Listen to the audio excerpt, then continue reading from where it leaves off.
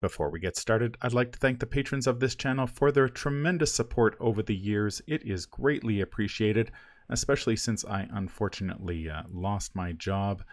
Special thanks to the latest patron to embrace the darkness, Nateem. Nateem, here is an elder sign on me, redeemable for one pull from the Chaos Bag.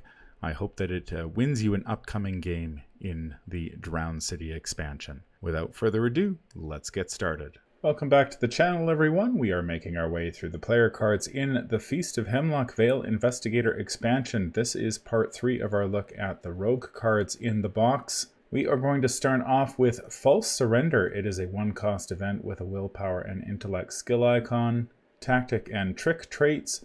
Parlay, choose an enemy at your location and play a weapon asset from your hand, reducing its cost by 1. You may then take a fight action with that weapon against the chosen enemy using agility instead of the skill indicated. Thoughts on False Surrender? It seems okay. I struggle with this one, so I'm like, all right, let's see. So it's basically saying you spend a card from your hand to get a weapon to play the weapon without provoking an attack of opportunity. I guess it's kind of fast in a weird way because you get the fight action back. Okay, maybe this isn't so bad because you do get you do get a play and you get a play and a fight in one action. That's not too bad. You dodge the attack of opportunity. Yeah, I just want to compare this to sleight of hand. I feel like sleight of hand does this, but more solidly. I don't know. What do you think? I did have to look this up. This is very important. So the duct tape that he's wearing on his back, that actually is not an anachronism. So it turns out duct tape has been in the Oxford English Dictionary since 1899. So it's been around. You know, it is period appropriate duct tape. Now, where he would have found the duct tape, because unless they were they're fighting on a construction site, I don't know. But yeah, so at least there's no full on anachronism there. I don't know. I feel like sleight of hand does this job better. What do you think, Veronica? Listen, if I can use my old keyring to investigate the Palace of the King in Carcosa, then I think I'm fine with finding a little bit of duct tape. I'm actually a little bit higher on this card than I think you are, and this is the eternal curse of starting to talk about cards before the recording starts, because you were already like, oh, this is pretty negative, and then we started talking, and immediately your opinion, I think, shot up a little bit. But also, while I hear you talking, my opinion starts going down, so I'm like, yeah, no, maybe you have a point, maybe it's not that good. No, not as in, oh, this card is terrible, but yeah, I was maybe overrating this a little bit in my head. It's a level 0 tactic, so it's obviously a mark card. I was expecting the spit take there, but no. Mark, there's the meme, yeah. It is the meme, but also ironically, I don't think it's it's definitely better. What was the Guardian card? I've expunged it from my hold up. The Guardian card that did this was way worse. You're this right. card is if you want to It does that the thing. effective Mark, yeah. This actually Mark has agility, I think 3, and he can take a damage to make it agility 5, so he can at least hit things. Because that's actually something that is kind of important to point out with this card that is not as obvious, at least for me, it wasn't obvious on the first read. You have to use agility, and unlike Sharpshooter, you don't get to convert the normal combat boosts into agility boosts. Now, Sharpshooter is a terrible card. Sorry, I said it, but you were all thinking it. We actually didn't even mention it during the talk about the Bulldog, which is the gun that uses agility instead of combat. That's how bad Sharpshooter is at this point. We don't even have to mention it anymore, but that one notably says that you can use combat boosts as agility boosts, essentially, for that. And this doesn't do that, so any weapon that says, even just the 45 automatic, it's you fight, you get a +1 combat and do +1 damage. The +1 combat just gets wasted. So you're just using your agility. However, it is as part of a parlay. So if you're wearing fine clothes, that does apply here, and I think that basically makes up for well, hang on. Doesn't it say you may then take into hide action? So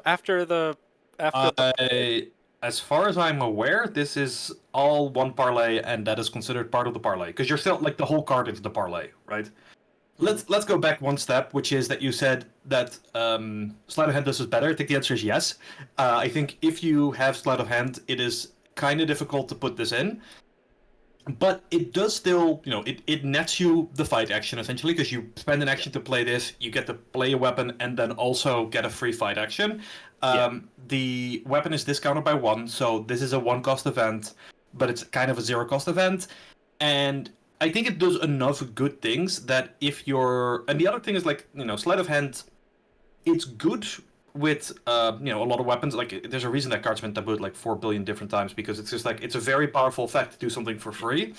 Some might argue too good, but this doesn't have any of the restrictions that sleight of hand have. Notably, this works with signature guns, but I don't know if Tony's agility is high enough to make this work. But I think that just like in general, if this is worse sleight of hand, that is still a good card to be compared to. And if you just want to play something else for a change, or you're looking at slightly different situation, because current sleight of hand is just level 1 or 0 to 3, right? It's no longer the one-handed thing. I don't even remember anymore. I think that's the current taboo, and like, because it would hilariously, it would have actually been kind of better if you could like pull out a flamethrower or a lightning gun, and you couldn't do that with, which notably you can't do that with sleight of hand right now. So there is that. Although admittedly, both those guns have massive combat boosts, so I don't know what you're really getting out of that. I think at the end of the day, this card is pretty good, and there is one other investigator that I actually haven't mentioned yet that I think is actually quite good with it, which is Rita. And we're gonna talk about Rita a couple more times in the next couple of cards. Oh, the other hashtag meme is that Rita can take this. But Rita is not a meme. That's the thing. Like, I mean, yes, it is also a meme, but like, unironically, this being a trick is kind of relevant for Rita because she has a very high agility, and Rita actually, like, this works quite well in a Rita strategy that wants to run some maybe bigger weapons, but doesn't want to use them all the time because she wants to use her hand slots for investigating. So you're saying that she could duct tape a chainsaw behind her? Well, I mean, I was thinking baseball bat or old hunting rifle. Clearly a chainsaw. Honorable mention sledgehammer, but we're getting anime here. Yeah, the point I'm trying to make is I've played a bit of Rita. She's the least survivor, and therefore she's my least favorite survivor. It's not because I dislike like Rita specifically, but it's just like she plays like she should be a rogue, and so anytime I get it. Yeah. She can take, it's like, oh hey, this is actually more Rita card pool actually. Yeah. Like I understand wanting to make the character. We'll get into this later. I will skip this for a later point because is that this video or next next video? People in the YouTube chat, wait for next video. I will be talking more about Rita. I'm gonna put myself on hold right now because we got a lot more to get through with False Surrender. But the thing is that specifically in Rita or any rogue really that wants to use their hand slots for investigating but might need to panic situation a weapon. One of the big upsides, both sleight of hand and of this card, is you can wait to play the weapon when you need it because the enemy's right there. And specifically with Rita, she can deal with most enemies, especially in solo, just by evading and then either pinging a damage or moving away. But she can't deal with her weakness enemy that way because she's gonna with hoods. So using False Surrender to put a bigger weapon into play, slamming them, and then just being done with it, that actually feels like it's just like, yeah, okay, you might have to lose whatever was in your hand slots anyway, but you're a survivor, you can get those cards back. Yeah, like for example, the chainsaw because it can one shot the hoods. Yeah. Okay. Yeah, or just something smaller. 3 health, right? Hoods have 3 health. There's a new Vision Blow in this set that is like cracked, so I don't know if she needs the chainsaw anymore. But yeah, like the idea is basically being, like the sleight of hand play of your you don't want the weapon out most of the game because you're using your hand slots for other things, and then when you need to deal with the enemy, you just get to put it in. You get to save that money and save those actions that you would normally play them, and then you use this and rogues have enough card draw, so that's fine. Yeah, no, I'm starting to understand. It's like I think where I'm going to land on this one is, okay, sleight of hand for things where you want to just use it for a round and then pull it back to your hand, and you're fine with that. But false surrender for things like the lightning gun, where you can put it down and then just leave it there, and I think the way I'm starting to think about this is like, I'm focusing on the play the weapon asset from your hand, reducing its costs, avoiding the AO. That's what I'm like really focused on. I'm like, okay, there's utility in that is like you basically just burn a card from your hand to play a weapon without provoking. And I'm like, all right, that I could see being good enough. And then every once in a while, you might want to take the free fight action, like depending on the situation. So the idea is like you can like what I'm landing on is the fact that you could like use this to wait till the enemy is on top of you, then you break out the lightning gun, without taking the AO. And I'm like, okay, that's not too bad. I mean, Narrow Escape is a card, it's a bit, and I think this fills a very similar role. And the other thing is using the agility in a flex build can actually be an upside. There's Because you might have like manual dexterities ready to go. I'm thinking Jenny. exactly. Yeah. I'm thinking, yeah. I mean, even just like the ability to spread out. Like if you have to take 2 shots, but you get to throw your manual dexterity in the first shot and then your overpower in the second shot. Like if you only have one of each in your hand, then yeah, being able to spread out those skill tests, I don't think that's a drawback. So it's definitely like a bit of an odd card, and I don't think it's like this is this is not going to be an Elder Shine for me for sure. But like I think when I heard some people being like this is a bad card, Matt, then I was like, well, let's slow down a bit. It's a reasonable card. Well, Yeah. I just thought, oh, sleight of hand, but I don't know. Cameron's probably played this card, right? I have not played this card, but the Alessandro deck I was playing sleight of hand, but I think if you've got a smaller card pool and don't happen to have sleight of hand handy, that I could have easily slotted this card into my Alessandro deck and basically gotten roughly the same effect. So I think if you haven't picked up, was it Carcosa sleight of hand was in? Yeah, right. Carcosa. So if you haven't picked up Carcosa, say you have the core set and Feast, this will do. It's not exactly the same. And I believe I saw something where, there are those weapons that don't work particularly well with sleight of hand. I believe the Mauser may be one of them. True, because you exhaust the Mauser. Because you exhaust it, so you're not going to get full value from sleight of hand. So this actually works better with that. So right, because you get the discount. So I think if you're building a deck with weapons and you want a sleight of hand effect, it is definitely worth taking a look at the weapon that you're going to put in and then decide from there which one is going to work better for you. So it's nice to have that option, I guess. Whereas before, when it was sleight of hand or nothing, you're a little more restricted. Ratings? I'm okay giving this a 0. Yeah, I was about to say I've been talked up to a 0. Yeah, I mean that was what I would what I think is fair for this card. Like I don't think it is a, I don't even think it's a +1, but I think that it is a good 0. Right? Like it's the kind of card that. This reminds me of Throw the Book at Them, where it's like it just seems kind of innocuous, but then you like think about it and you talk about it and you realize, oh yeah, this isn't that bad, So yeah, this is Rogue's Throw the Book at Them. All right, 0 for me. Come on, it's better than that. Better than Throw the Book at Them? Yeah, but it's like fun and it's got good art and you like. Yep. I enjoy the art. Art is very important. Yeah. Yeah, I think 0 is appropriate for this one as well. Okay. But I think we rated sleight of hand pretty highly.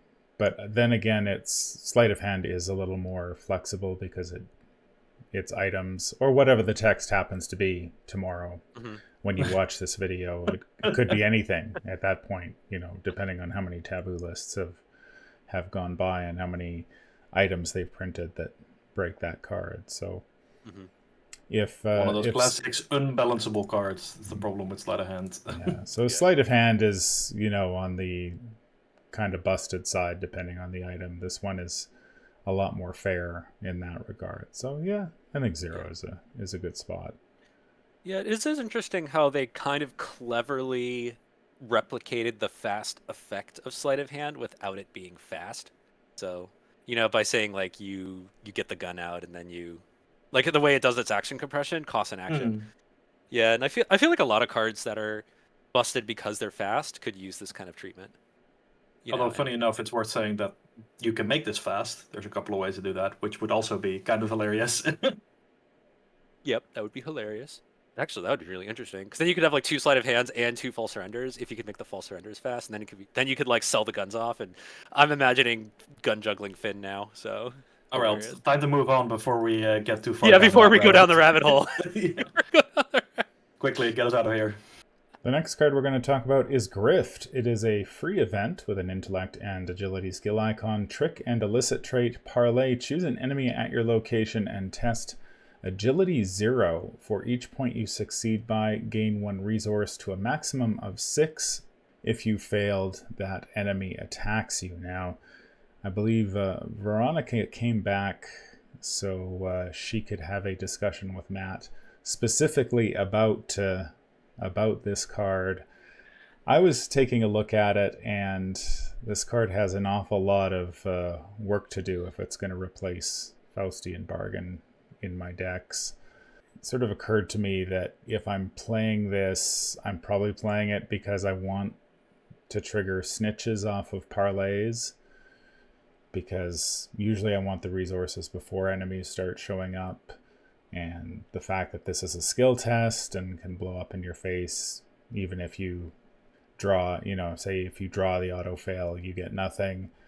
And then I think even for somebody like Alessandra, who this is sort of intended for, I think she's got 4 agility, so if you want enough resources out of this, you may actually have to commit cards to it, which I'm not a fan of. I'm saving those commits for more important skill tests than trying to generate resources. But I am very curious to hear what the two of you think, since I've been waiting for this for you two to square off about this card. So have at it. All right. So thank you, Cameron, for tilting the field in my direction. For the opening, because I played with Grift. I played it with Alessandra, and I realized very quickly that the problem with Grift I found is that in order to get it to just equal emergency cash, you have to have a result of 3 or more, which means you're probably committing. You're also opening yourself up to like -5s, like in the latter scenarios where like cultists are -6 and things like that. And I just found it really unreliable unless I like really wanted to commit stuff. That being said, I can understand like if you want to go down the super agility route, like you can trigger 6 lead by 2s. I like how it has icons, much like Bank Job, so there's some bits there. But as a pure resource generator, I'm just thinking like, just to get this above emergency cash takes like more effort than I'm willing to put forth, and that's really what it comes to. Also, the fact that you need an enemy, so you can't play this on turn 1, whereas you can play Bank Job and Faustian Bargain and Emergency Cash like as your first action of the game. You got to wait for enemies to show up before you can grift them. All of which says, just if you want resources, take resources. Don't bother with this, right, Veronica? Don't bother. Okay, well, time for me to tell you both why you're wrong. This is okay. So I'm trying to remember all the cards we've talked about. I think this is, other than the Myconid, which is just a mistake, this is the strongest card we've talked about to date. I think the points you're making are partially, or I agree with some of the points you're making. I don't agree with all of them. I think the main point that I'm disagreeing with so far is the idea that you need to boost a lot in order to get a reasonable amount of resources out of this. I think we do agree on the level this needs to be for this to be good, or for this to be a card in the discussion, which is we are comparing it to Emergency Cash, at which point you need to hit a 3 by 3. I think that in the early parts of the campaign, assuming you have anything that boosts your agility, and if you're playing a rogue, I would hope you can get the 5 agility pretty easily. This is just going to be emergency cash. It is not that hard for this to be a reasonable amount of money, but more importantly, it's actually like, it does just happen that you draw the +1 on this, and then you just oops a billion resources, because it says 6 on there. I want to point out that the most powerful economy card in the game at level 0 is considered Faustian Bargain. Okay, I think Crack the Case is more powerful, but okay, if we're talking in faction, we are talking we are comparing this to Faustian Bargain. Yep. I think this has a bigger number on there, right? That's just something I want to point out. Like, the number is bigger, and I have, the first time that I played this card, I drew a +1, and I also happened to have just put in 2 bucks from Gregory Gry. So I got 8 resources and a draw out of a single action, because I also had Lucky Cigarette Case, which brings me to the reason why I think this card is so good. And it has nothing to do with how reliable this is to get you 6 resources, but the fact that this is a 0 difficulty test, that you, in the faction that really, really, really likes difficulty 0 tests, so much so that, like, the thing that people do with parallel skids is users' ability to get free difficulty 0 tests. Right. This is that effect in a card, right? If it didn't gain you resources, obviously I don't think you would play this, but the point being, this is a card that you can play instead of other econ cards, right? It still takes up that econ slot in your deck, but instead of being, Bank Job, which just you spend 2 actions and you get a bunch of money. It is a effect that works with all of your other succeed by X effects. If you have momentum, which is a skill card that for each point you succeed by, the next test gets easier. Throw that in here. It's a difficulty 0 test. You're gonna succeed by a bunch. Now your next test is super easy. If you have watch this, you can make absurd amounts of money with this. Gregory Gry is, I think, the best rogue ally in the game, and this is another good reason why, or sorry, best level 0 rogue ally in the game, I should say. But like, once we get to XP allies, there's some pretty powerful ones. But the thing that I'm like trying to point out is like, hey, there's a lot of power in being able to trigger a difficulty 0 test whenever you want one, and I just think that if you are leaving that out of your evaluation, you're not like. Actually, I'm not leaving that out of my evaluation. Actually, just the way I look at it is, I think the first time I did play with Grift, I was playing Alessandra, and I have 3 copies of Beguile, and when you find Closeout, like that gets to be difficulty 0 pretty fast too. And so the way I looked at it was like, this felt like one of those, I call them dirtle cards. You know, like you probably might know from Netrunner, when you just like take your action dirtling and you don't really, you just get some stuff. It feels like a dirtle card where you just like, you throw all your stuff into like getting more stuff, but it doesn't really advance your board state. So the way I look at it is, I'd rather spend all that stuff and totally blow through like a lockpicks test, for example, you know, and trigger all my succeed by 2s on lockpicks, or a regular evade, you know, or cheap shot, or something that is also pushing the game forward, as opposed to like throwing manual dexterity into Grift. Like I would never do that, because that feels like, why am I throwing manual dexterity into Grift? Like that's, now I'm spending 2 cards out of my hand, you know, and all those deck slots just to like gain more resources. It's like, it doesn't feel like I'm actually doing anything. And that's really the crux of my like issue with Grift, is it feels like it. Okay, so if you just take it straight up, then you're probably gonna not. You're probably, if you just take the test straight up, you're probably not gonna hit emergency cash levels. But then if you boost it, I don't think those that's true. So if you boost it though, those are things you could have used on like real tests. That's the way I look at it. I think on average this will get you emergency cash levels, even with just a 4 agility investigator, on standard in the first half of the campaign most of the time. I don't have the map in front of me, but I think that is just factual. I don't think it's. I could just not take a test at all and play emergency cash. Yeah, no, I'm with you there, but like, again, I like Gregory Gry, I like Lucky Cigarette Case, Yeah, I and get it. I'm going to beat you with your favorite cards, and I'm going to reverse all over you, because I'm going to point out that this is an illicit card and it goes into your market deck. And then I will say, I'm gonna say, we in the preview discussions, I did mention this. It fills out an underworld market. That is very important, actually, and it has icons, also very important. Yeah. It goes into your market deck, and it fills up your, and it lets you draw all your other market cards. So what is all that extra economy doing for you? Well, it's now giving you more cards to draw, which then you can use to advance your game state, right? So, okay, I just have I've seen this card do way too much messed up stuff for it not to be one of the cards that I'm highest off in the entire cycle, because I've sit next to an Alessandra player through 2 campaigns where this, just churned out resource after resource after resource, and it is. It reminds me of one of those cards, and I'm not I'm gonna be a little abstract about this, because this reminds me of when I played Netrunner in a very specific time period. So bear with me. There was a period in Netrunner where the runner deck. So the runner, you need programs, you need hardware, and you have events. And there was a period of time when I played Netrunner when the strongest decks in the game were ones that had very few actual icebreaker programs. So think like in Arkham, very few like weapons or like effective allies. Assets that you set up to do the thing. Yeah. Yeah, so what instead happened, Prepaid Kate was a perfect example of this, though, is where I'm going with this, where it's like 80% of the deck was just dirtle around, generate resources. Draw more cards, get more resources, that's like 80% of my deck, but the only reason it worked is because the draw engines were effective enough that you only needed like 3 things. And this strikes me as one of those cards, because what you end up doing here is it's saying, okay, you want to put in Gregory Gry, and you want to put in Watch This, and you want to put in Grift, and it's like you're suddenly dedicating like 20 cards out of your deck just to like get a bunch of resources and draw a bunch of cards. And so what you're really doing is you've really got a 10-card deck, is all that's going on here.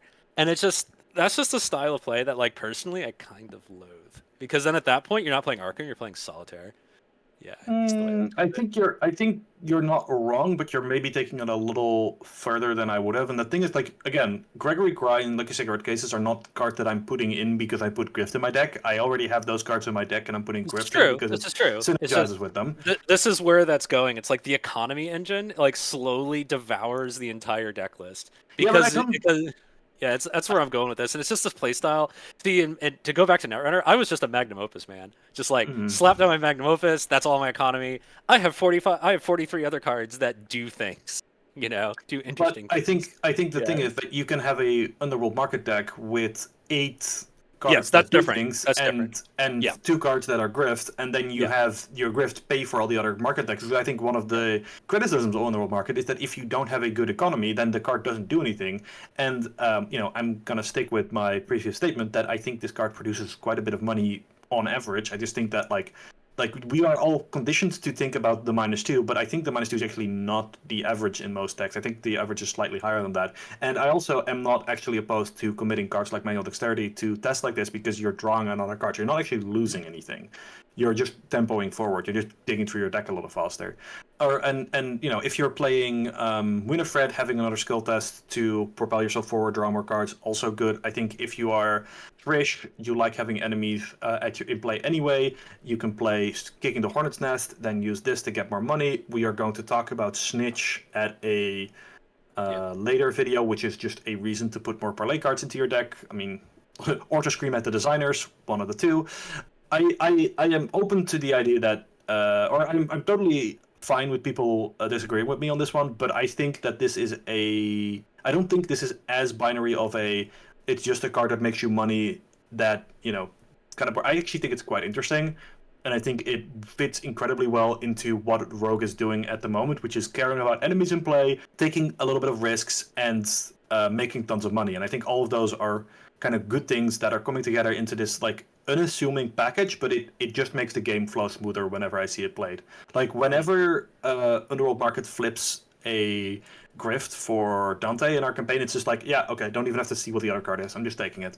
Because and like maybe that's also a sign that there's not enough economy in the rest of his deck. Like I'm willing to concede the fact that may be part of the equation. But like when you reliably get 4 or 5 resources out of this card, which is not that hard, it's a heck of a card, right? It is Faustian bargain levels of economy without the curse tokens. And yes, needing to have an enemy play is a drawback. I will 100% agree with that. I think that is the big drawback of this card. Also, I find it hilarious that they put a if fail clause. Also, it's also another errata or another typo. I don't know if you noticed that. It says if you failed, but the proper Arkham verbiage is if you fail. If you Shouldn't be fail, failed. yeah. If you failed past tense. Yeah. Yeah, maybe we should read it to say if you are a failure, then that enemy attacks you. Which investigators would that apply? It would just apply to guardians that have a rogue off class at that point. So, but I think it's kind of funny that this is a difficulty 0 test with a failure clause because the only way you're failing this is if you autofill or if you for some reason start deep. What is it? The survivor make +2 difficulty. Oh, yeah. But you don't do that on this Yeah. card. Do that on literally any other card. Wait, isn't there another way? Like if you play like Rex Murphy and you can like choose to fail or something. Well, I mean, yeah, but it's another autofill, right? That's another way to automatically fail Yeah. test. Yeah. Yeah. I think this card is like very solid. I think this card is quite good. It's one of the stronger cards in the set, I think, because it's a synergy piece that like replaces cards in your deck that weren't synergizing with stuff. So I can see both sides of the argument here. Like, I think for me, the reason you're playing this isn't necessarily for the resource generation, but because it synergizes with other cards. And I mentioned Snitch being one of them, but of course there's also Lucky Cigarette Case and all that other stuff. I think coming from it from a solo perspective, where every card in your deck is important and you need things to trigger as you would expect them to. Like, you need this skill test to succeed, right? Like, drawing an auto fail isn't going to happen that often, but if you draw an auto fail on this and you are expecting to get resources, that's devastating for a solo player. If I have to commit cards to this that I could commit to other skill tests that are going to, like, if I need to evade something and I've committed my manual dexterity to generate the resources instead of evading the enemy. Suddenly I fail to evade that enemy. Now I have 2 enemies and I'm completely screwed. Because Like you're so tightrope walking. Yeah. yeah, like it just feels like in solo there's so little room for error that cards that have a room for error just don't make the cut for me. But I can definitely see what you're saying, Veronica, about, sure, you can throw a watch this on this, you can trigger your lucky cigarette case, and it just sort of snowballs from there where you can trigger a bunch of stuff off it. But if I see this in my opening hand, even, then I'm like, okay, I need to draw an enemy turn 2 so I can get my resources. But then I'm having to deal with an enemy turn 2, which is not something I necessarily want to be doing. Yeah. Because I may not be set up to deal with the enemy in turn 2. Right, because now if you play Grift on that enemy on your first action, you only have 2 actions left to do stuff. And you're in a and that's right, because you're playing solo, and whenever you have an enemy on you, you're in a that's your compression test. You got to get stuff done. Right, I see what you're saying. Yeah. So yeah, that's sort of where I look at it, and I'm like, okay. So for an investigator like Alessandra who kind of wants some enemies around to trigger all of her various effects, that's drawing that enemy early isn't so bad. But then I found playing her that you sort of end up with that first enemy, and then in one game I drew nothing but enemies, and Alessandra's good at dealing with a couple of enemies, but once you start dealing with 3 or 4 enemies, things can get out of hand pretty quickly. And that 4th parlay action, or that 4th action you're getting from her free parlay, has to do an awful lot of work to sort of keep things going. So, but I can see both sides. I think if I was playing multiplayer where you have, I think, a little more flexibility to sort of just do stuff on your turn and not worry so much about, there's an enemy or 2, but somebody else is available to deal with it that turn. Yeah, Rogue's also got some really good tools to deal with multiple enemies, though we will talk about those later in this very video, so stick around. So ratings. 0. I feel like you're gonna throw me off the cast if I say Elder Sign, but I'm gonna give it an Elder Sign. Fine, you can do it. No, I'm not throwing So you this off. is the It's last fine. video of mine that you ever see. Thank you for having me, and No, have a it's great okay. day. No, it's okay. We're this is actually the thing. We're like I can see that you and I are coming at this from like very different angles, and that's okay. I'm gonna go Elder Thing in solo. Nice. In Controversy. Solo. Yeah, I just don't. It does have the trick trade. So maybe Rita is. Maybe I would play this in Rita. Rita can take this. It also goes under the new permanents. Rita can take it. Yeah, it does also go under Bewitched, which is it Bewitched or Bewitching? I can't remember. Yeah, I know what you mean. Bewitching, I believe. No, Bewitched is the TV show from the TV show from the 50s. Simply because Rita's at a 5, so at that point you're not necessarily having to commit. Yeah, plus Rita, when she does have to evade the enemy, she has action compression already, so it's she's fine spending an action on just gaining resources. Yeah. So yeah, maybe this creeps up to a 0 in certain investigators in solo, but I feel like in solo I'm just, if I have other options other than this, then I'm probably choosing those. And I will just get my resources on turn 1 rather than having to wait for the game to just bank job. Just do bank job. Easy. Play this over bank job, it's better. The next card we're going to talk about is I'll Pay You Back. It is a free event with a willpower and agility skill icon. Fast, play only during your turn. Choose another investigator at your location. Move all resources from that investigator's resource pool to your resource pool. At the end of the round, move all resources from your resource pool to that investigator's resource pool. I'll never play this card as a solo player. Yeah. And I doubt I would ever play this card in multiplayer because I'm just not sure of the situation when I would want to do this. But I am not the best one to talk about this one, so I will pass that over to to you. This is a weird one. So one thing I just noticed just now, like looking at this again, that's Preston and Bob on the. Yeah, it is. Yeah, I just noticed that. Yeah, I didn't expect. Yeah, it's Preston's hair is a little different. I was like, but what's ironic is that Bob doesn't take Preston's family inheritance because that's like on his family inheritance. So a little bit of a. It should be Preston and Jenny. Sorry, Bob and Jenny. But I don't know. Okay, so here's the thing. There are a lot of cards like this now that are like teamwork cards that involve other investigators, and every single one of them is underrated. I tell you, because I think the Arkham game doesn't do enough to encourage like team builds and team strategies enough, and this is clearly one of them.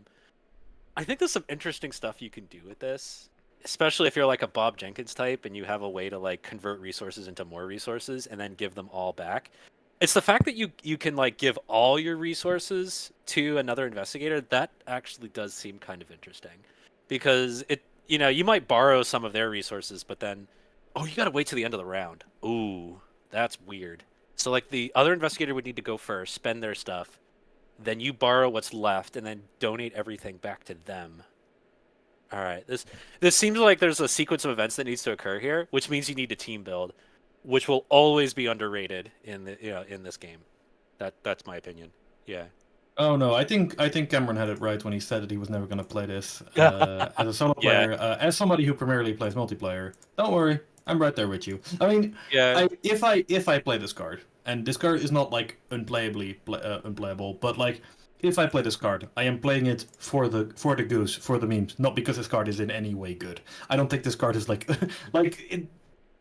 if you want to make your team. Like, this card would have looked a lot better had Bank Job not been in the same set, because sharing right. money around is actually something that I think can be very valuable. Like, you have situations where, like, the Guardian doesn't have any economy because they're Guardian, and they need their big gun, and you just end up with this, like, you want to give the Guardian some bucks so they can protect you, and yeah, that's not terrible. But the reality is just, like, you can just play Bank Job, you can just play any other card really and be better, and You can play Grift.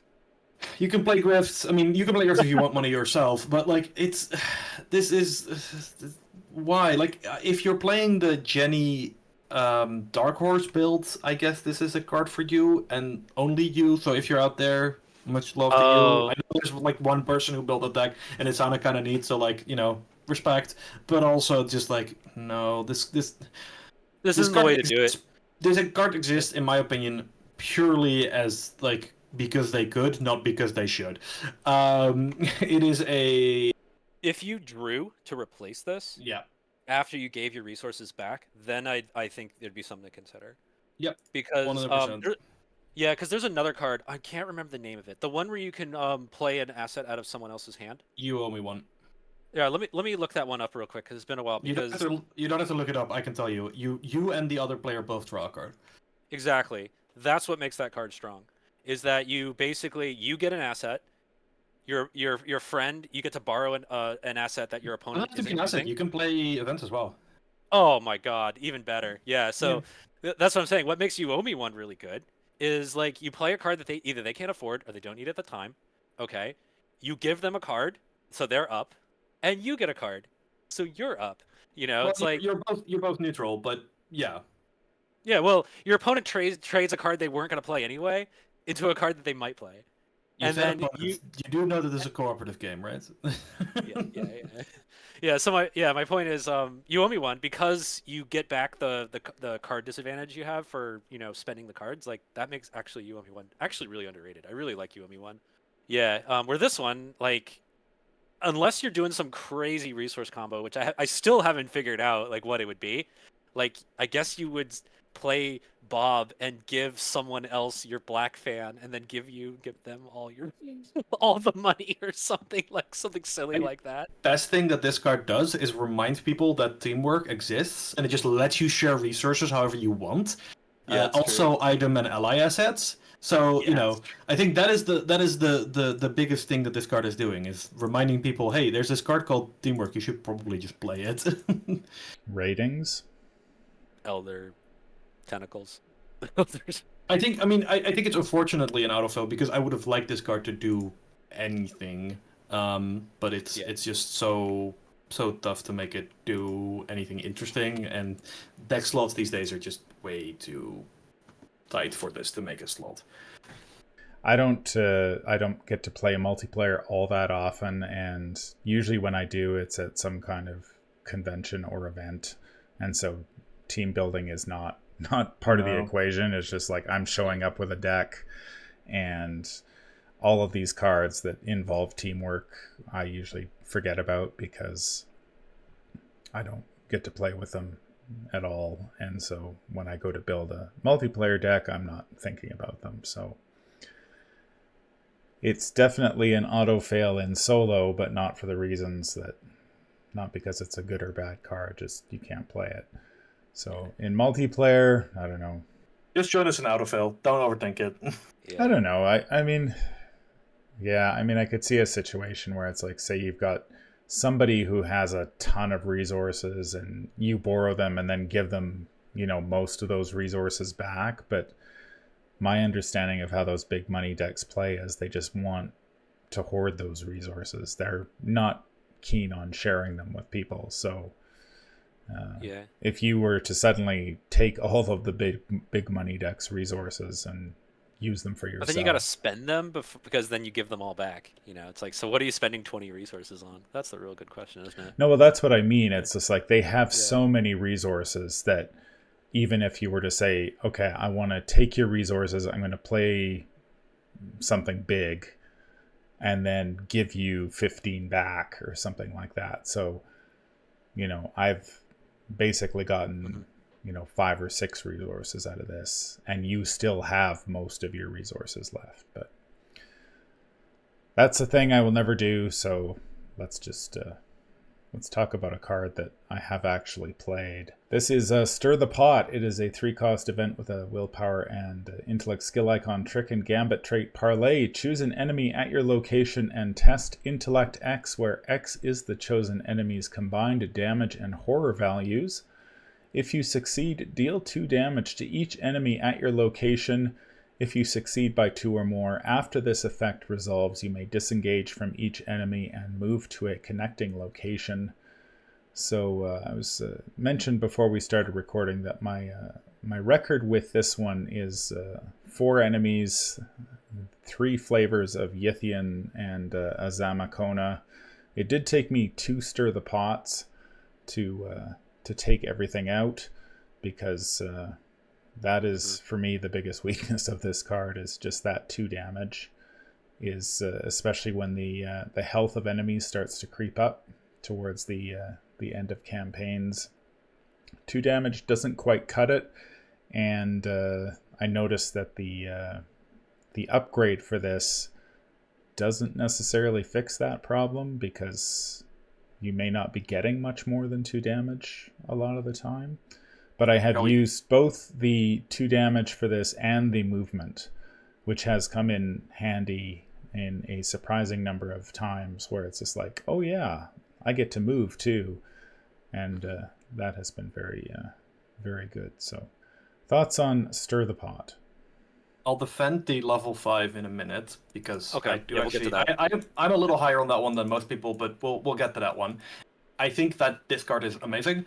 I agree with what you're saying that, like, near the end of a campaign, 2 damage often doesn't cut it, but there's a card that they put in this set that they maybe shouldn't have, because, after 10, 20, 30, 40 years of game design, apparently recursion is still a thing that most designers think is a fair and balanced... No, I'm mostly joking, I'm mostly taking the piss, but it's worth saying that Eldritch Tongue is... it's a card that works quite well with this, because you don't often need this kind of effect. If I just call it a Dynamite Blast effect, can we see Matt, like, frothing at the mouth, like, eager to talk about it? Why did you take this from me, Veronica? Why did you do that to me? You wouldn't let me. Come on, that was my thing. That was my All right. thing. You could talk about how great the Dynamite Blast is, how terrible this card is in a minute. But the fact is that you probably don't need that kind of effect a lot of times. Like, you don't need it 10 times in a scenario. You might need it 2 or 3 times in a scenario. I mean, depending on exact composition. And so Eldritch Tongue means you can play Stir the Pot, you can play Stir the Pot again, and then most things will be dead. And I'm not gonna. So this is me trauma dumping a little.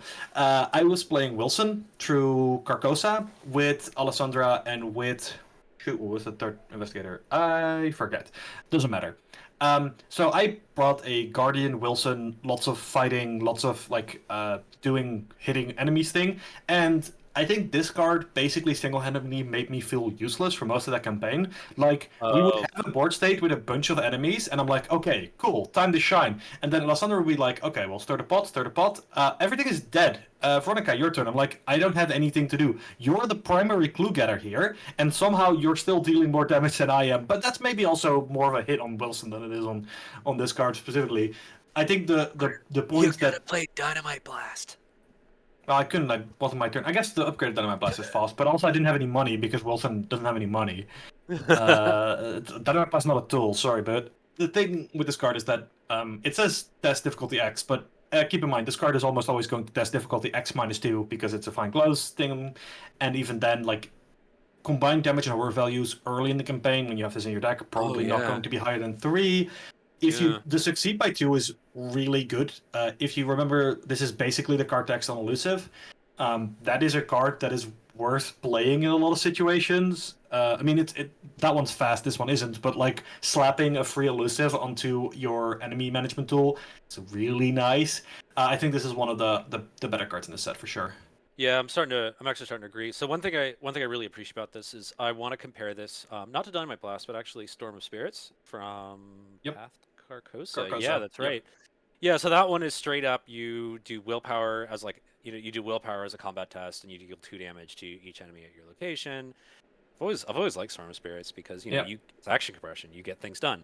One thing that Storm of Spirits does, and this does, is you get to pick which enemy you attack. So you could pick the one with the easiest test, which is kind of nice because here you can pick the thing with like the little minion that has like 1 damage and 0 horror, difficulty 1, or if you have fine clothes, you can just do anything of like 2 or less, and you're testing against difficulty 0, and like that's actually like pretty nice.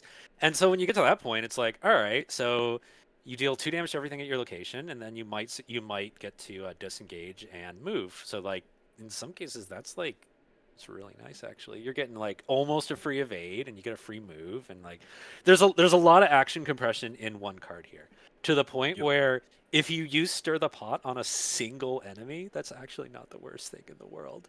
Yeah, because you're dealing 2 damage and a disengage and a 2 damage and a disengage and a move. In fact, 2 damage and you kill the thing and you move. Not actually the worst thing in the world. No, to be that's honest. like perfectly Yeah. reasonable for a 3-cost event. Like Yeah. this is and this is notably a parlay. We haven't really talked about that aspect of it. I think that there's a Yeah. mystic card in that like plays with this a little bit more. But like the fact that some of these things aren't fights but are instead parlays comes up on occasion because things like retaliate exist and there's just a bunch of Oh, keywords that care about when you attack an enemy. It's not like it's an auto get out of jail free card, but I think it's worth remembering that hey, when you're not, this dodges aloof, right? You can stir the pot on a whippoorwill because it isn't going to. You don't have to be Yeah. engaged with it in order to parlay with it.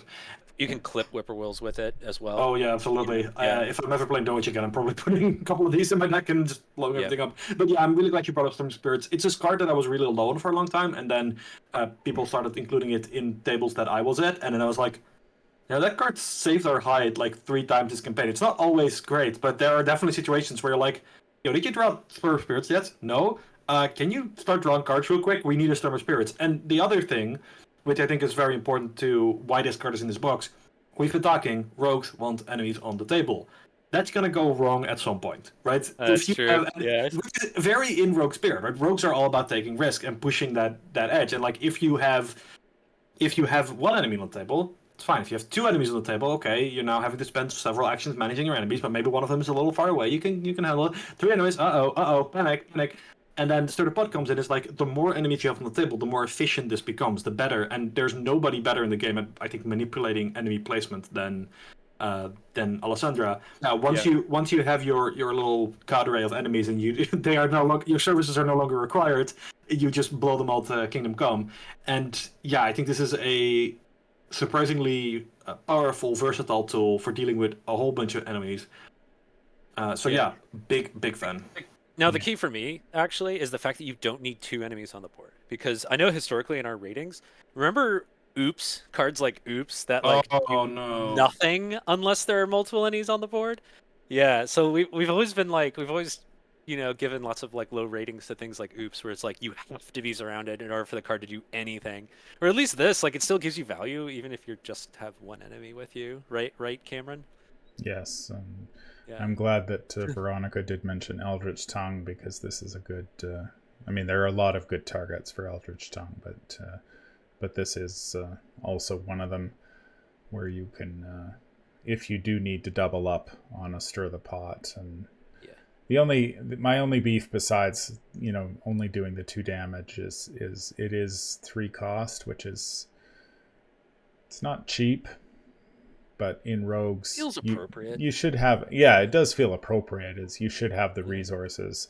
But I know there have been some in some of my games where I've been like, okay, I've got these 4 enemies sort of hanging out in one particular spot. For example, in Lost in Time and Space, where another dimension sort of becomes the dumping ground for every enemy on the board, and you have to go back there at some point.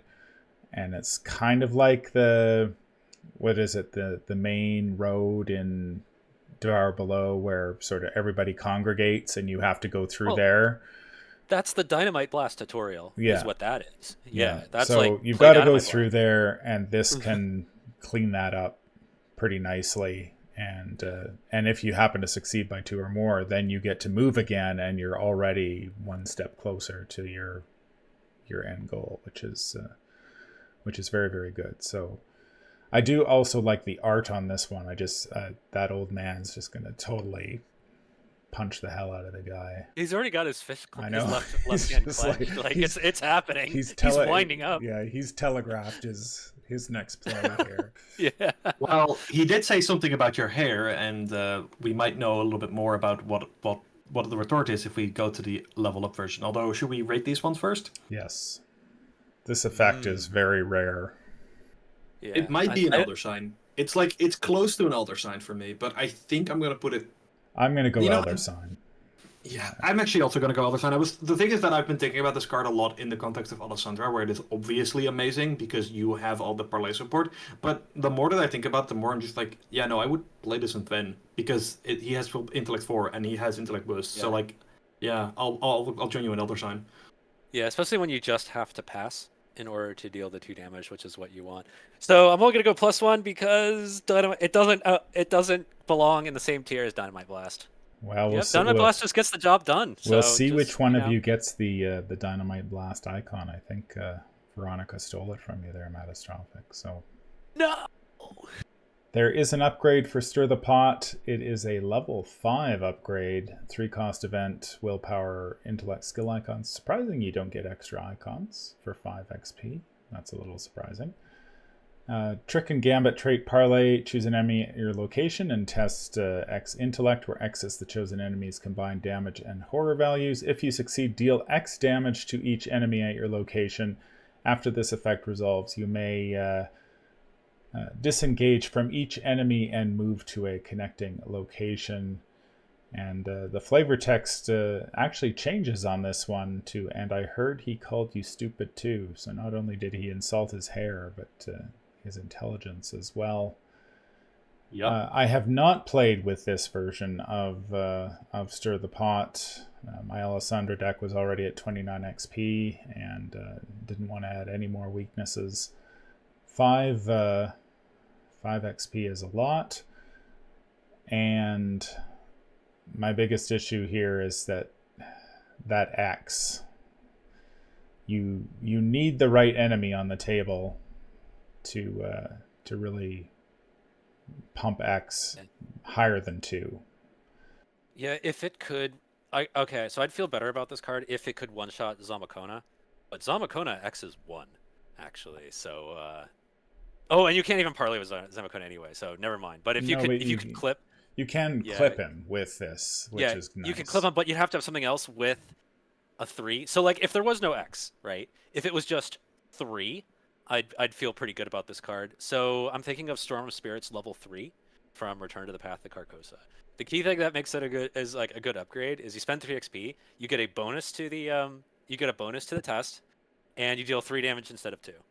Like I like Storm of Spirits level 3 a lot because it's what Storm of Spirits level 0 did, but just better. And you can kill things that you couldn't kill with 2 damage, like in this case like a Zamakona.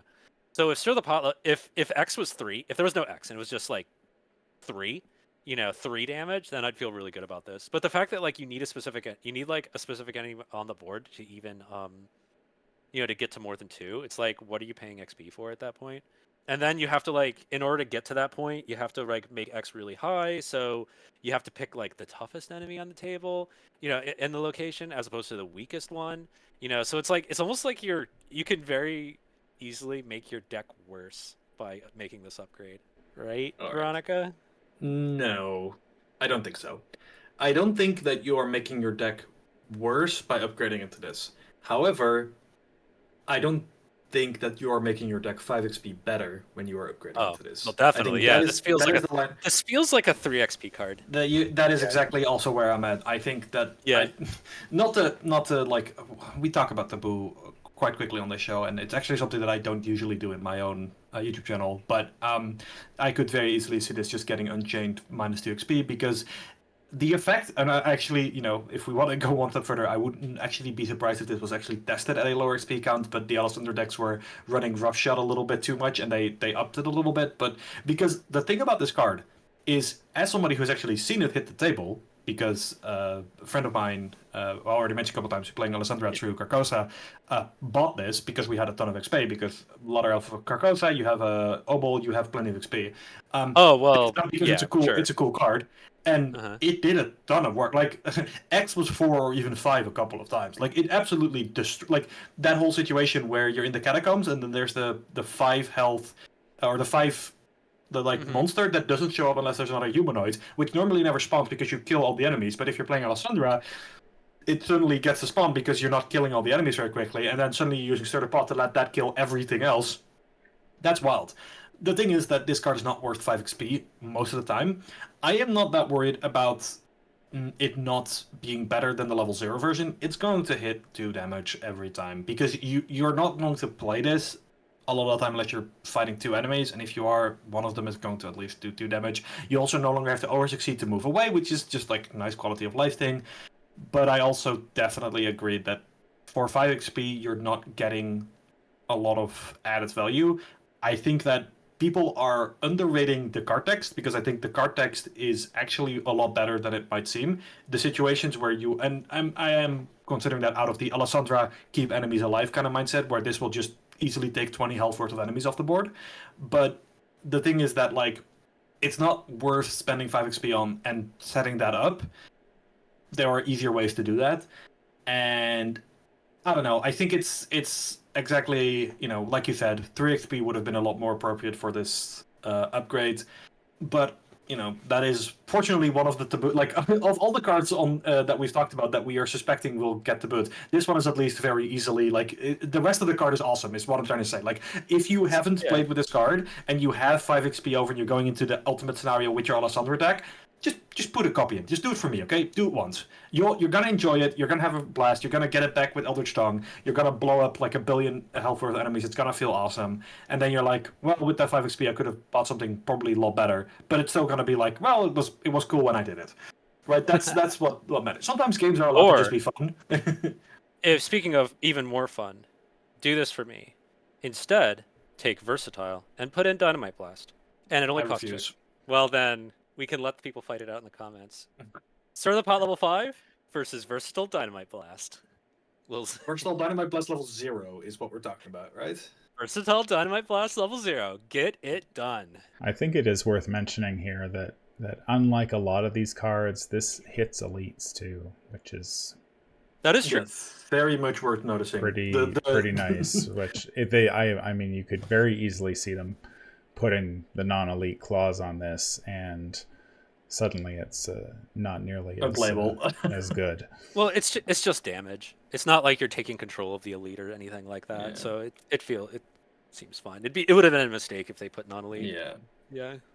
but a lot of those final bosses in campaigns have like 6 combined damage and horror, and that is I understand. That's a lot that's of fun. XP. Ratings for the level 5 version. We do curse token when we're like, this card needs to get the boot, right? So curse token for me. Well, curse token is more. It's bad for the game. Oh, okay. Yeah. Is there no? It's like just give me 2 XP back. Just give me just give me the Unchained. Because like I don't want to give this like an Elder Thing rating because I the will. card I'm is giving it much, another thing. this card Yeah. is much better than an Elder Thing rating when you play it. It's just like you don't want to I'm spend giving 5 XP on it. I'm giving it another thing. I'm gonna do it. You can't even play it in parallel Run. Jenny. I think that is the biggest strike against this card, obviously. Clearly, Finn can't do it. So yeah. Oh it's right. Oh, garbage. actually, I think can't take this one. That's a Garbage. shame. I'll give it a 0. I'll be positive on this card, and I'll give it a 0. Yeah, And I'll I'll be join you wrong. I will join you at 0, Veronica. I think We'll both be that, wrong. Excellent. that this is a pretty tough one in solo, simply because solo you have less XP to work with generally than you do in multiplayer, and this basically does what the level 0 version does a lot of the time. And so I would rather probably just rely on Eldritch Tongue to play 2 Stir the Pots if necessary than pay 5 to 10 XP to upgrade to this. But there are scenarios where I think, the one that always comes to mind for me is the Secret Name, where, having played a lot of Mystic, your tendency as a Mystic player is like, oh, of course I upgrade my Shriveling. I get my XP, I upgrade to Shriveling. Where in the Secret Name, it's just like, no, you upgrade to Storm of Spirits first. You need it to deal with that scenario. But I don't necessarily know if I would feel the same way if I was playing Rogue. It's just like, do I spend 10 XP to get my Stir the Pots? No, this is another one of those cards that I think you're okay just putting a single copy of in and spending that other 5 XP on upgrading your Lucky Cigarette cases to level 3 so you can find this and then also find your Eldritch Tongue so you can play it twice. And the other thing I guess I should mention, because you just mentioned solo, which is reminding me, in higher player counts, of course, the value of this goes up a lot more because the ability to actually like draw that massive enemy and then also have it wipe out like every enemy your team has drawn over the course of multiple turns, that just like you don't have that opportunity, you don't have that luxury in solo, but in multiplayer that will come up and it'll be pretty good when it does. Yeah, that's actually an interesting point that you bring up, because I feel like in solo, this actually gets really this upgrade actually gets pretty bad, because when you have 2 enemies on you, if they both even if they both have like a single point of damage or a single point of horror on them, you have to deal with them, and because there's 2 bodies engaged with you. So at what point Stir the Pot level 5 actually can become worse than level 0, because you have to deal with both enemies no matter what their damage and horror values are, and then that X can like hurt you. The other thing you've got me thinking of, by the way, is like there's a silent assumption here with both of these cards that you're gonna like play multiplayer and have a bunch of enemies on the board, and there's like I think a larger conversation to be had about Arkham, in that it seems like in multiplayer, like the encounter deck, if you have 3 or 4 competent investigators who like pick a thing and do it, like that situation just doesn't come up, because you have 3 or 4 competent investigators who are like able to outpace their single share of the encounter deck by themselves, and so you never get to a point where you have like 4 or 5 enemies on you. You can just let that happen. That's the thing. It's actually like once you start. But here's where the thing happens, is like you can let that happen, but then it's like your experiences with Wilson. Like it's almost like you need someone to just not play the game in order to allow that situation to happen. Yeah, but it was good for us that I did that, right? I Like know, we were getting more out of it through not letting the enemy, not killing all the enemies when they come out. Like I agree with what you're saying is like if you want to keep the board clear in multiplayer, you probably can. But I also think that if you are playing a rogue, you are now pretty well incentivized to not just kill every enemy. Like that's been kind of a thing since Finn and pickpocketing level 2, right? Like just having an enemy around to pickpocket every turn to just draw cards and gain resources. But the existence of like all these parlay cards is just reinforcing that further. We're like, yeah, no, you could kill every enemy, but it's probably better to have one. A damning testimony Yeah, that said as well. and I guess what I'm getting at is, and this is something I think we'll talk about in our inevitable Alessandra video, is that like Alessandra, like it's like we need heroic mode from Marvel Champions now. You know, like I think the encounter deck just doesn't spit out enough enemies for cards like level 5 stir the pot to even be like considered at all. I think we need to like form a new difficulty mode like heroic from Marvel Champions where like the encounter deck actually spits out a horde of enemies that you actually have to deal with. Because like it's just been my like observation from like years of playing multiplayer that it's just like the encounter deck just doesn't is not hard enough, to justify this type of board wiping. Yeah. Well, I got absolutely destroyed in the finale of Hemlock Vale yesterday, so I'm gonna not mention anything about difficulty adjustments. But I'm also just gonna say that Alessandra can play double kicking the Hornet's Nest. So if you really wanna, draw more enemies, you can absolutely do Yeah, that. but that's like a solo type thing, right? Like if you're playing multiplayer, it's like if you want to make your stir the pot level 5 do its job, you have to tell Nathaniel to sit down and like not do anything for the whole game. In order for that to get there. I guess what I'm saying is like the game of Arkham Horror is in a place where like you just don't need these types of enemy clearing effects. What you need is action compression on single enemies. That seems to be more like what the game actually asks you to do. Yeah. And this does not provide that. That's going to do it for part 3 of our look at the rogue cards in the Feast of Hemlock Vale. I keep saying Feast for Hemlock Vale. I don't know why that is. It's because you're actually eating Hemlock Vale. Yeah. Well, have you played the campaign? No, not yet. Okay, well, no spoilers then. But you are closer to correct than you think. A lot of food for thought in this video. It's a little bit longer video than we typically record, but a lot of very interesting cards in this batch. Let us know down below in the comments what you think about them. Are you a fan of Grift? Stir the pot. Lots of good stuff here. Have you found the way to make that I'll pay you back work that we have all missed? Yeah, I want to hear the stories. Yeah, that's right. I mean, when I read I'll pay you back, I just have that terrible Safina deck in my mind that will just wreck the table, and then it's just like, I'll just take your resources too. It's like... Remember Nate realized that Time Warp is actually a Safina card to mess with your friends.